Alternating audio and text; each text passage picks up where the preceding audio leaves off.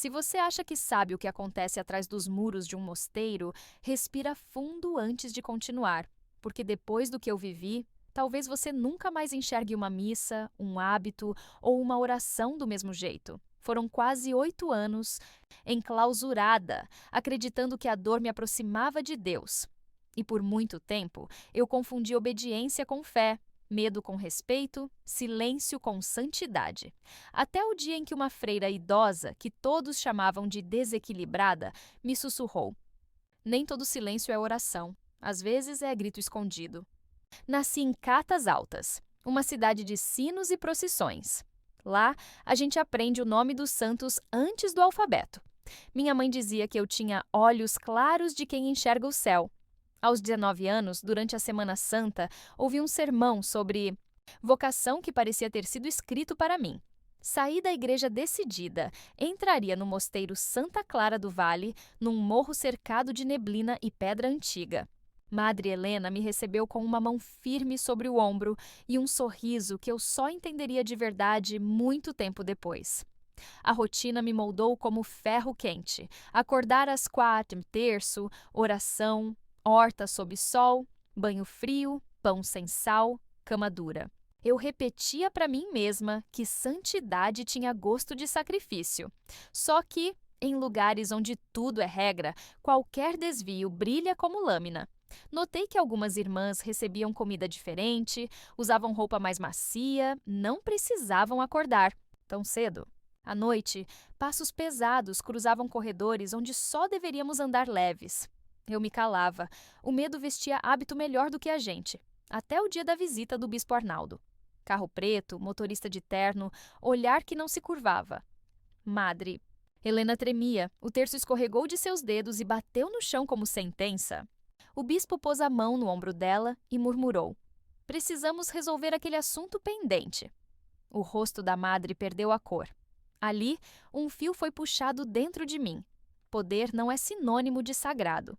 A irmã Beatriz, uma anciã de mãos trêmulas e olhos que atravessavam a alma, me ofereceu água num dia de calor e me prendeu os dedos com força surpreendente. Você ainda tem luz nos olhos. Luz assim incomoda onde reina a sombra. Cuidado com quem ostenta a cruz no peito e coleciona silêncios. Aquilo ficou martelando. Algumas semanas depois, desci à cozinha à noite, quebrando a regra do recolhimento. O mosteiro é outro bicho. Na madrugada, sombras alongadas, pedra úmida, silêncio que pesa. Ouvi passos de homem, firmes. Um padre, não o capelão, passou com batina bem cortada e cheiro de vinho caro. Resolvi segui-lo. Ele entrou numa sala proibida, o arquivo antigo. Encostei o ouvido na porta. 2 vozes. Padre Maurício e Madre Helena.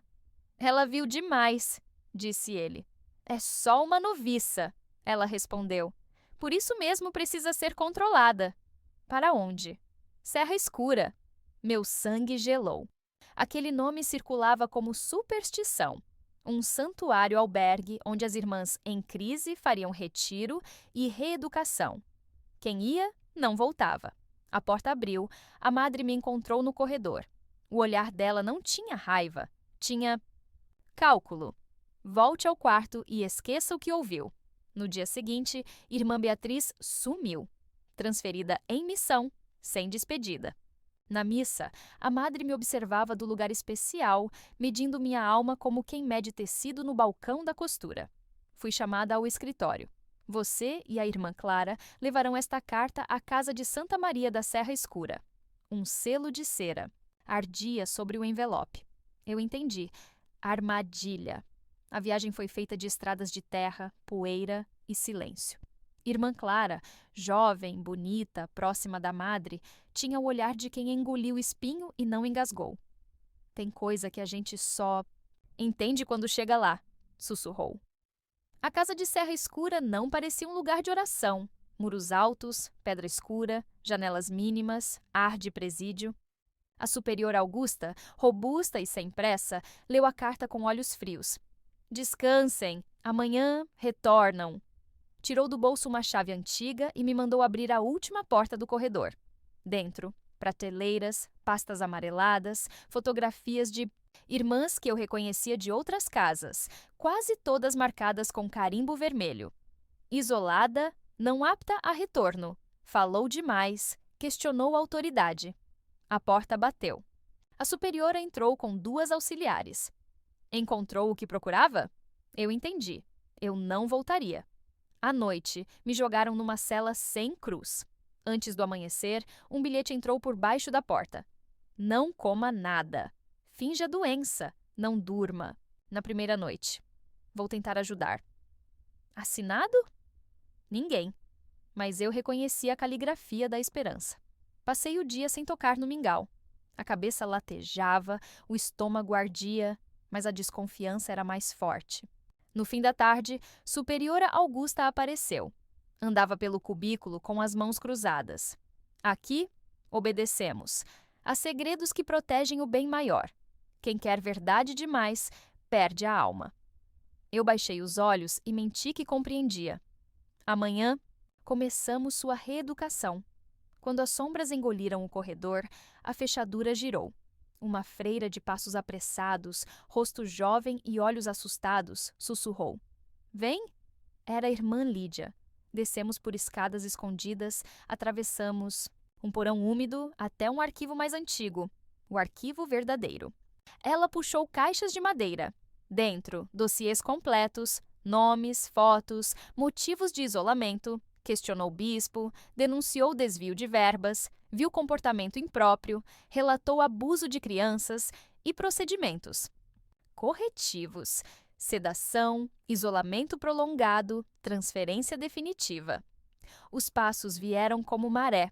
Augusta surgiu na porta com 2 freiras enormes. O sorriso não lhe alcançava os olhos. Ovelhas curiosas acabam sem pastor. Antes que nos prendessem, Lídia puxou minha mão. Corre! Corredores, curvas, escadas. Ela conhecia o labirinto. Por um momento, achei que fosse a repetição de um roteiro já vivido. Provavelmente tinha sido.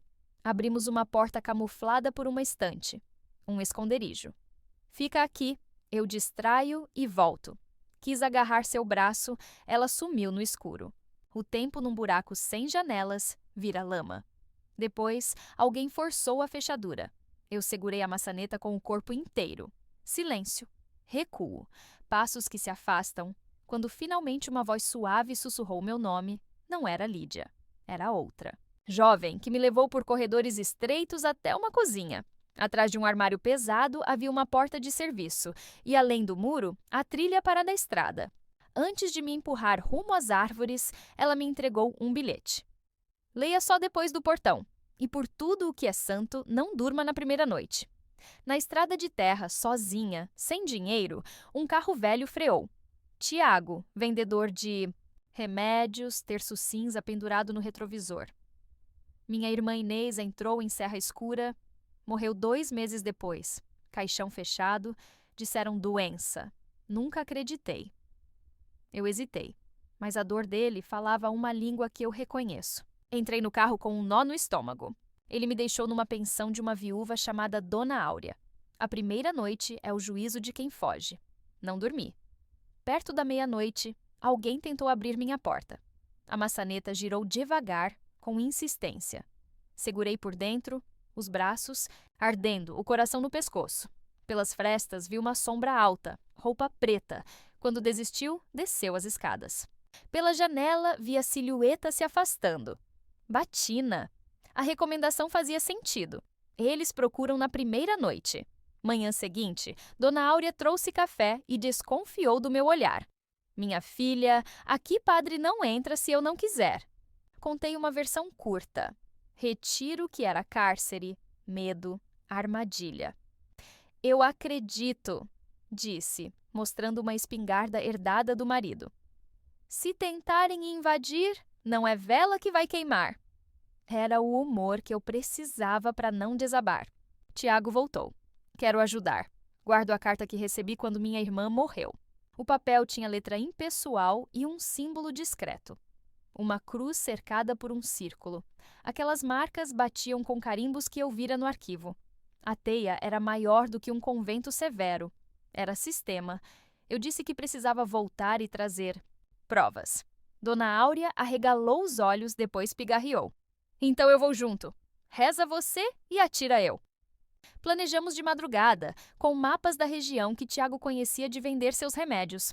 Uma brecha no muro dos fundos, a sequência de corredores cada porão arquivo, a rota de fuga. Engolimos dentes de alho por superstição e teimosia. Proteção, Áurea jurou. Chegamos antes do sol nascer. O orvalho fazia os matos brilharem como vidro.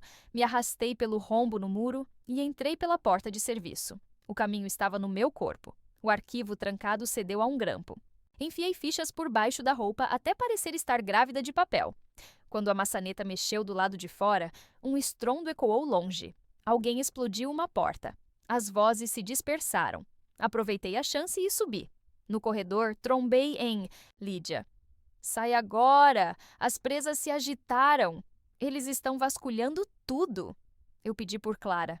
Viva, mas quebrada, não dá tempo. Corri para os fundos. Tiago me puxou pelo buraco. Dona Áurea cobriu minha cabeça com um xale. Explodiram vocês?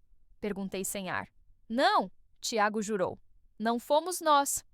Fogos e gritos tomavam a ala leste. De dentro, fumaça. O carro comeu estrada de terra. Barbacena não. É seguro, eu disse. Belo Horizonte, propôs Áurea. Minha irmã Carminha mora lá. Casa simples, coração grande. Na cozinha de Carminha, espalhamos as provas na mesa. Cada ficha era um mapa do inferno. Sedativos, isolamentos, transferências sem retorno, desvios encobertos, padres intocáveis, bispos que pediam silêncio. A ficha de Inês estava lá. Motivo: descobriu transferência de fundos. Observação. Final. Caso encerrado. Destino: sepultura sem identificação no cemitério Santa Cruz. Tiago chorou em silêncio. A verdade às vezes não liberta na hora. Primeiro, esmaga. Precisávamos de mais.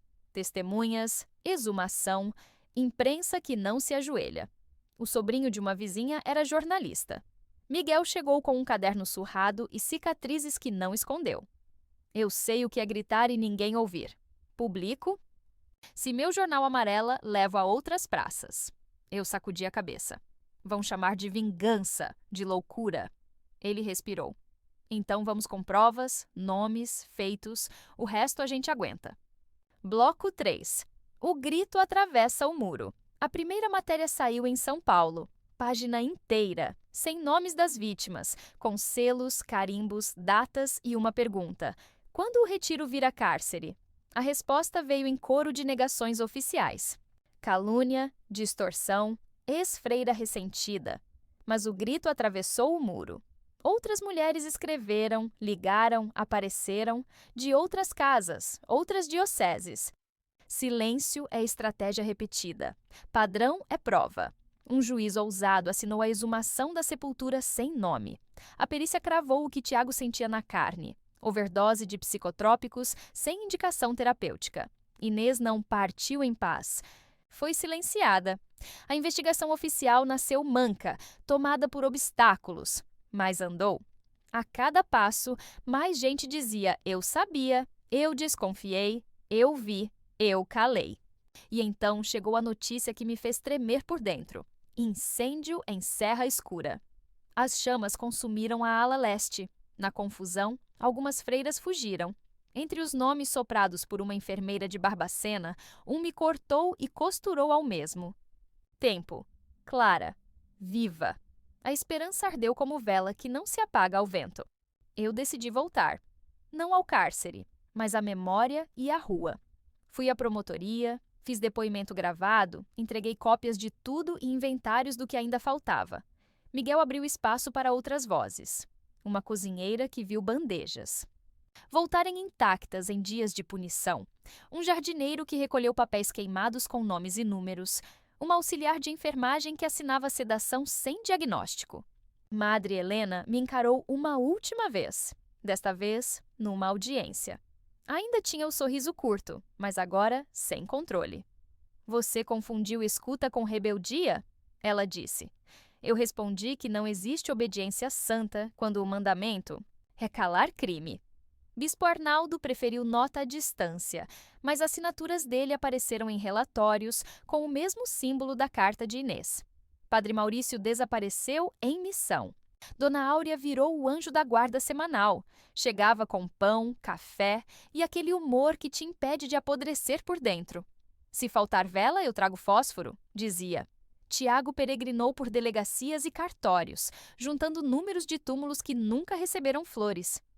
Carminha guardava cópias como quem guarda contas de água, porque a sede de justiça é coisa prática. E eu?